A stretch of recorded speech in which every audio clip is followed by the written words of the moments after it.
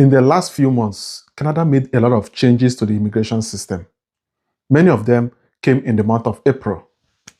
7 of them actually came in the month of April.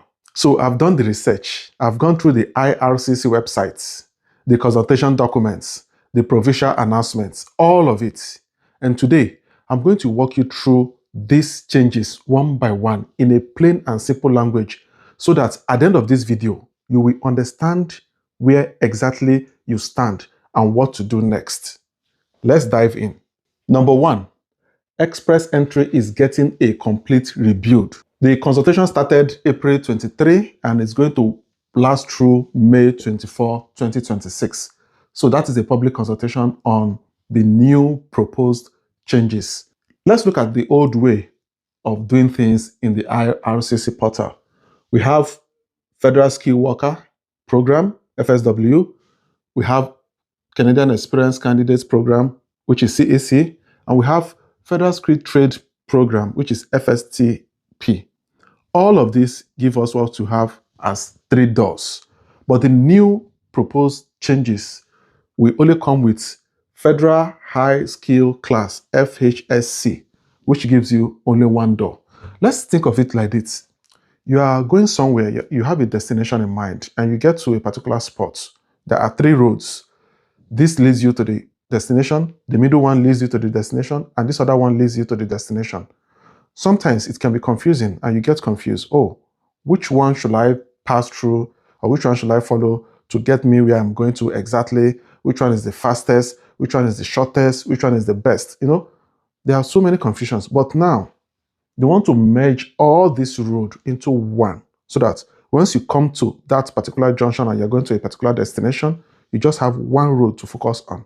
We don't know exactly all the details that is going to come out of this, but there's still a public consultation on it, which started on April 23rd and to end in May 24, 2026. And if everything being equal, it will take effect from June 2026. Otherwise, it will take effect from June 2027, a year after the consultation. Now, let's look at the new entry rules, the proposed entry rules to this new road that we're talking about. We have number 1, high school diploma. So if you have a high school diploma, now you can qualify to enter into the express entry pool. Number 2, CLB language is now 6 as against CLB 7 or 9 that it used to be. So if you have CLB 6 in your language, you are qualified to enter express entry pool and create your profile. And 1 year skill work experience, tier 0 to 3 in the last 3 years. This kind of technically have started taking effect. So you must have a 1 year skill experience in the last 3 years for you to qualify, as against 6 months that it used to be before. Number 4, work from outside Canada now counts equally. So what this means is that prior to now, if you are a CEC candidate, like that is, you graduate from Canada, you're working as a postgraduate work permit, or you came in as with a work permit, like a temporary work permit. If you are applying to become a permanent resident, your points usually have an additional point because of Canadian experience. So now, those working in the same field, either you are outside of Canada or you are inside of Canada, you will have the same points for your work experience. The being inside the Canada doesn't give you additional work experience. I hope it is clear. So that is the number 1 change in the April, and this is still a proposal under consultation. So number 2 change that occurred in April is your jobs pay grade now affects your CRS scores.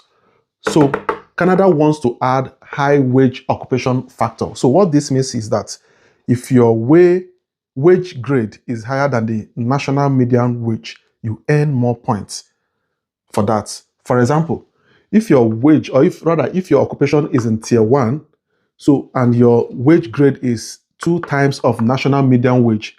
For instance, those medical doctors, professors, and like they will be in the highest boost because they will have the highest points because their wage grade is 2 times above the national median wage.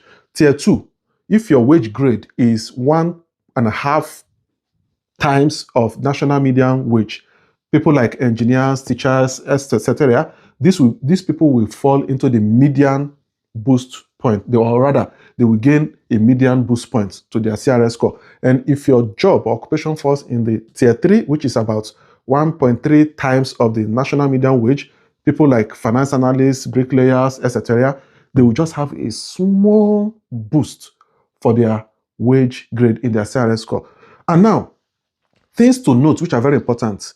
Job offer points, which was removed in March 2025, is coming back for only highest wages. That means those in this category, they will earn what we call job offer points. And another thing to note is points considered for removal are SPASA points, French points, Canadian study points, and Sibley points. So what this means is that if you want to invite your spouse, there are no more points for your spouse that will be added to their express entry pool.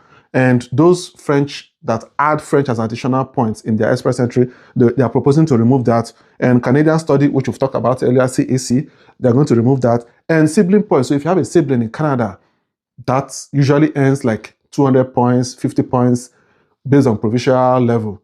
These ones are going to be removed. So everything is still a proposal for this number 2. Number 3, French speakers, 114 point CRS advantage proven in April 2026 draws. Let's look at them. April 15, French draw, CRS scores was 419, 4,000 invitations given. April 29, French draws, CRS score was 400, dropped by 19 points, 4,000 invitations given. April 14, CEC draw, CRS score was 515, 2,000 invitations given. April 28, CEC draw, CRS score was 514, dropped by 1, 2,000 invitations given. Now, if you look at the last draws for French, which is 400, and the last draw for CEC, which is 514, if you subtract it, 400 versus 514 will give you 414 points difference. That is where the cheat code is as French that we have been hammering on.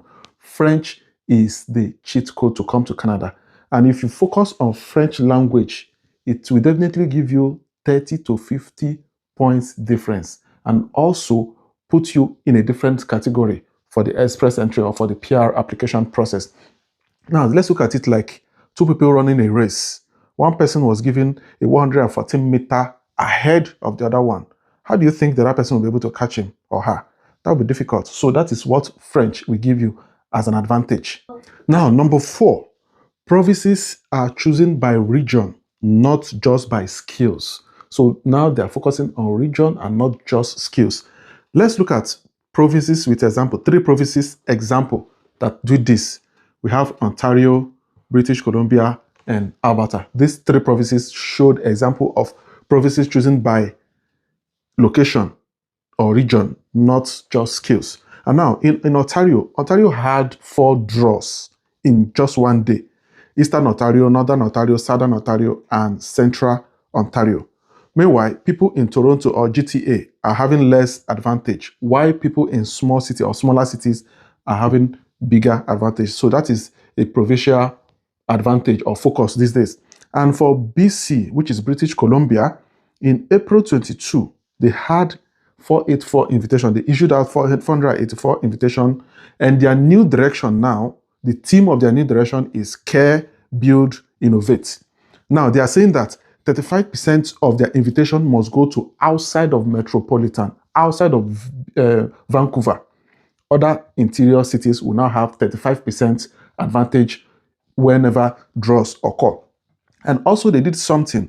The entry-level stream has been closed. So they used to have what we call entry-level stream, where people who are in entry-level jobs can apply through them. This one has been closed. For Alberta had draws between April 6 and April 14. Just between 1 week, they issued 779 invitations. And now, if you are a ski worker and you're eyeing Alberta, you will have to pay $135 to express your interest, which wasn't happening before. And also, Alberta is now prioritizing healthcare, tech, construction, aviation, agriculture, and the likes like that. So these are the changes that happened in April for provinces. And these rules have already started taking effect. So they're already in effect. So number 5, provinces now have final say on PNP nominees. Before, province nominates you, IRCC, which is federal, could still say no or could still reject you. But now, starting from March 30, 2026, once province nominates you, province has the final say. So what this means is that before, when province nominates you and give you 600 points, it will boost your scores. Then you will go take that 600 points to the federal pool, which is the Express Entry pool or the IRCC pool, to express your interest again when you get the ITA. And that will add points. And at that point, IRCC will review the documentation all over and again. They can say no, they can reject you, they can refuse you.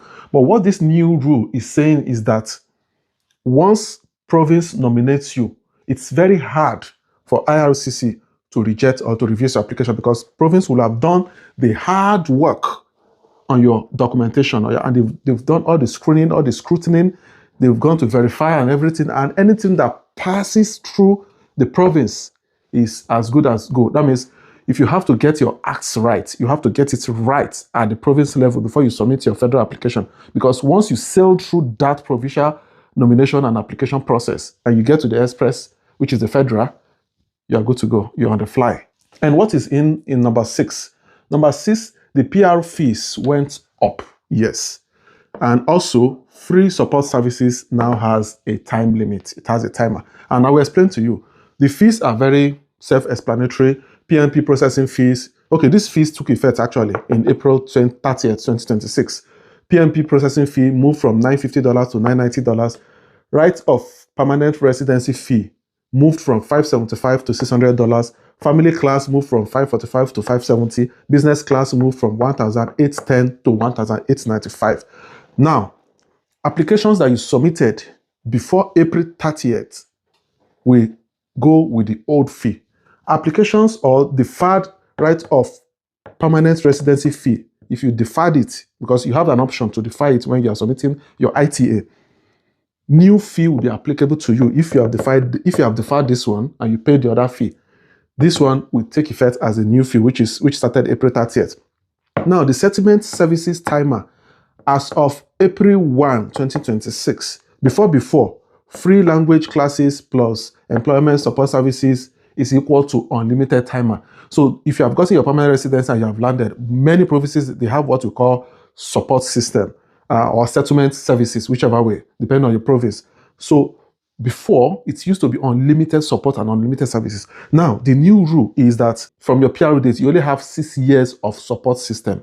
And after 6 years, support system will be withdrawn from you. And as from April 1, 2027, you will now only have 5 years of support system after your PR date. So once you have your PR and you've gotten your PR, you now have 5 years of support system only. Unlike before, you can be there 10 years, 20 years, you'll be enjoying the services, and those ones have ceased. So number 7, good news for students plus workers in distress.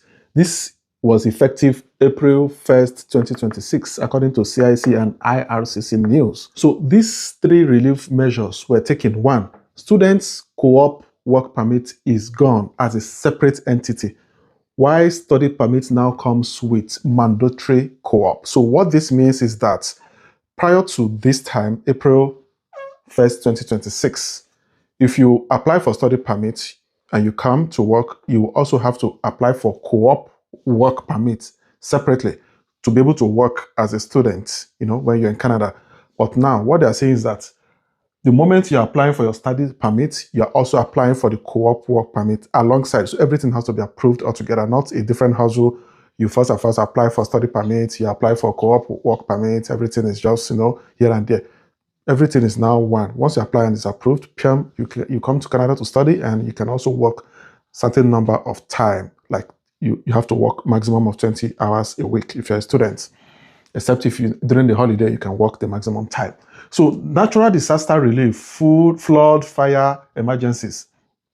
Now, you can extend status, replace documents, or renew permits past the usual 90-day window. And the third one here is Ukrainians who arrived before December 31st, 2024, their work permits open work permit that they have can now be extended up to 3 years, unlike before. Once it expires, they are in the limbo. They don't know what to do. And it's kind of a tug of war for them. And even to other people who are under relief emergencies, like people from Syria, Afghanistan, Sudan, and the likes like that. Now, you have to apply before 31st of March 2027. Don't sleep on your application. Make sure you apply for you to be able to get up to 3 years extension. Let's recap. The old Canadian immigration system, you build the biggest CRS score profile. Your scores can get to 500, 540, 530. You sit in the pool, you wait. Then the new Canadian immigration system, you build the right profile, following which category or which pathway is the best, depending on your profile, your documentation. You target the right door, like we explained the other time. Now is having just one door, and then you act strategically. So Canada is not selecting for scores anymore. They are selecting for fit. And fit is something that you can engineer by improving your language score. You can try and write French. You can try and channel if you are in health, trade, education, transportation. Target these categories. Or you can look into provinces that have all these category-based or jobs in demand. And also rural areas. RCIP, AIP programs are still very viable. Look inward. Go to Indeed, job banks. Go to those provinces, their websites, to apply for jobs from those interior places. Or you can go to jobbank.canada.com, where you can search, filter provinces that are in rural areas that need job and get a legitimate job. Drop in the comments your occupation and your CRS scores if you have one. Let me know. Are you inside Canada or outside of Canada, so that we can discuss and brainstorm together? And also, if you are new to this channel, please don't forget to subscribe. Most importantly, turn on the notification button, comment, like, and share to those who have not heard about it or who have not seen this channel, in order to encourage me to produce more information and educational video like this. I will see you in my next one. Signing out.